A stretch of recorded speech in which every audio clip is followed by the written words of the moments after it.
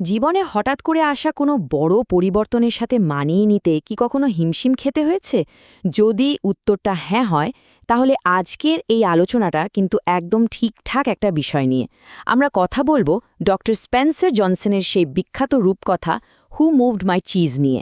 এটা এমন একটা সহজ গল্প যা আমাদের জীবনের আর কাজের জায়গার পরিবর্তনগুলো সামলানোর দারুণ কিছু সত্যি সামনে নিয়ে আসে। একবার ভাবুন তো, জীবনে সবচেয়ে ভরসার জিনিসটা যদি হঠাৎ একদিন উধাও হয়ে যায়, তখন আমাদের প্রতিক্রিয়া ঠিক কেমন হয়? এই প্রশ্নটা কিন্তু আমাদের সবার জন্যই, কারণ জীবনে অপ্রত্যাশিত পরিবর্তন তো আসেই, আর এই গল্পের মূল ভাবনাটাও কিন্তু ঠিক এখানেই। গল্পের গভীরে যাওয়ার আগে দুটো জিনিস একটু পরিষ্কার করে নেওয়া যাক। এখানে চিজ বলতে বোঝানো হয়েছে জীবনে আমাদের সব আকাঙ্ক্ষার জিনিস, সেটা হতে পারে একটা ভালো চাকরি, সুন্দর সম্পর্ক, টাকা পয়সা বা সুস্বাস্থ্য। আর গোলকধাঁধা হলো সেই জায়গাটা, মানে আমাদের কাজের জায়গা, সমাজ বা জীবনের পথ, যেখানে আমরা সেই চিজটা খুঁজে বেড়াই। চলুন এবার তাহলে গোলকধাঁধার সেই 4জন বাসিন্দার সাথে পরিচয় করা যাক। এই 4টি চরিত্র কিন্তু আসলে আমরাই, মানে পরিবর্তনের সময় আমাদের একেকজনের ভেতরের একেকটা সত্তা যেভাবে কাজ করে ঠিক সেটাই এরা তুলে ধরে। এদের মধ্যে হয়তো নিজেকেও খুঁজে পাওয়া যাবে। গল্পে মোট 4টা চরিত্র আছে। দুটো ইঁদুর, নাম হলো স্নিফ আর স্কারি, আর দুজন আছে লিটল পার্সন, মানে ছোট আকারের মানুষ, তাদের নাম হেম আর হট। স্নিফ নামের মতোই তার সঘান শক্তি দিয়ে পরিবর্তনের গন্ধটা আগে ভাগেই পেয়ে যায়। স্কারি হলো অ্যাকশন ওরিয়েন্টেড, কিছু না ভেবেই কাজে নেমে পড়ে। হেম আবার পরিবর্তনকে খুব ভয় পায়, সহজে মানতে চায় না।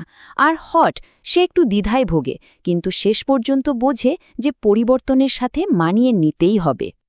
তো গল্পটা বেশ ভালোই চলছিল, কিন্তু একদিন ঘটল এক অবাক করা কাণ্ড। 4জনই তাদের প্রিয় চিজ স্টেশন সিএতে গিয়ে দেখে সেখানে এক টুকরো চিজও নেই, পুরো জায়গাটা একদম খালি। আর ঠিক এই জায়গা থেকে গল্পের আসল মোড় শুরু হয়। চিজ উধাও হওয়ার পর তাদের প্রতিক্রিয়া ছিল একদম দুই রকম।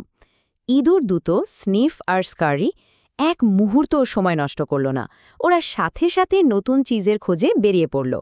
আর অন্যদিকে হেম আর হর, ওরা তো হতাশ, শুধু অভিযোগ আর বিশ্লেষণ করতে থাকল। আমাদের চিজকে সরালো। ভয়ে আর অনিশ্চয়তায় ওরা যেন একেবারে জমে গেল। এবার গল্পটা এগোয় হটকে কেন্দ্র করে।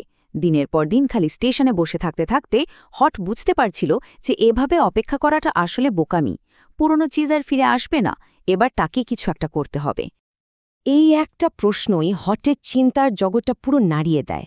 সে নিজেকে প্রশ্নটা করে আর ঠিক করে, আর ভয় পেয়ে বসে থাকবে না।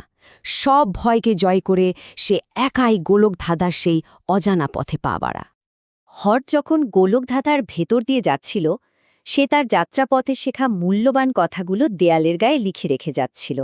এটা সে করছিল তার বন্ধু হেমের জন্য, আর সত্যি বলতে আমাদের সবার জন্যই।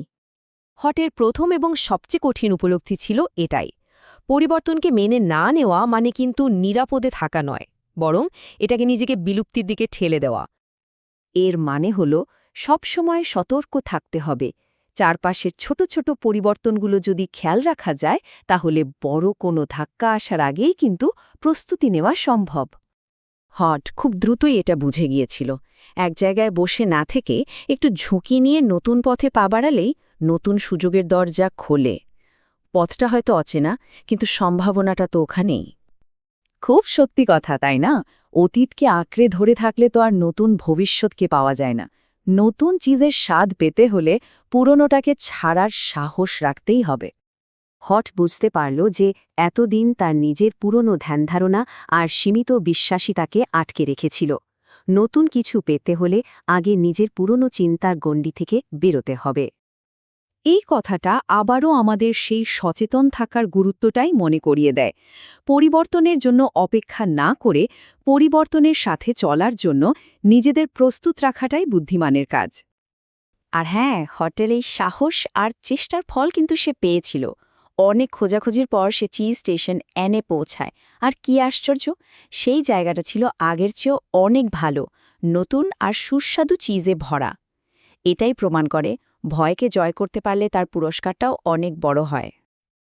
এতক্ষণ তো গল্পের কথা হলো, এখন সময় হয়েছে গল্পের শিক্ষাগুলোকে একটু নিজেদের জীবনের সাথে মিলিয়ে দেখার। চলুন কিছু মূল বিষয় নিয়ে ভাবা যাক, যা আমাদের সবার জীবনেই কাজে লাগতে পারে। পুরো গল্পটার সারমর্ম করলে যা দাঁড়ায় তা হল পরিবর্তন আসবেই, এটা জীবনেরই অংশ। তাই এর জন্য প্রস্তুত থাকতে হবে, এটাকে পর্যবেক্ষণ করতে হবে, আর যত দ্রুত সম্ভব মানিয়ে নিতে হবে। আর হ্যাঁ, এটাকে উপভোগ করতে শিখতে হবে। মনে রাখতে হবে, আসল বাধাটা বাইরে কোথাও নয়, আমাদের নিজেদের ভেতরেই। এবার একটা প্রশ্ন নিয়ে ভাবা যাক, যখন জীবনে কোনো বড় পরিবর্তন আসে তখন আমাদের আচরণ কার মতো হয়?